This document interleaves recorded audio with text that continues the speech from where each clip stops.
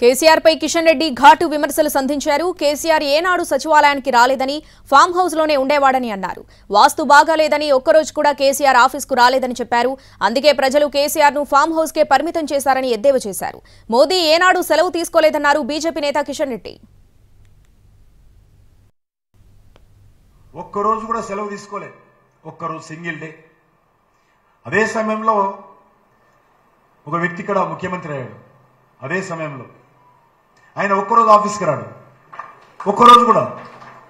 అంతకుముందు చెప్పాడు వాస్తు బాగలేదు, సన్నీలా స్ట్రోక్ ఉంది ఆ బిల్డింగ్లో, కాబట్టి ఆ బిల్డింగ్కి వెళ్ళడం లేదని చెప్పాడు. పాపం మనం కూడా అనుకున్నాం, పోలీలు అనుకున్నాం. 100 కోట్ల రూపాయలు ఖర్చు పెట్టాడు, కొత్త సెక్రటరీ కట్టాడు. ఒకటే రోజు వచ్చింది ఇనాగ్రేషన్ రోజు. మళ్ళా నరేంద్ర మోడీ గారు ఒక్కరోజు హాలిడే తీసుకోడు, ఈయన ఒక్కరోజు ఆఫీస్కి రాడు. ఈరోజు ప్రజలు అనుకున్నారు పాపం ఎందుకు ఆఫీస్కి రాడు, సెక్రటరీకి రాడు, ఫామ్ హౌస్లో ఉంటాడు, పర్మనెంట్గా ఫామ్ హౌస్లో ఉంటే బాగుంటుందని చెప్పి ప్రజలు నిర్ణయం తీసుకున్నారు. అది వేరే విషయం అనుకోండి.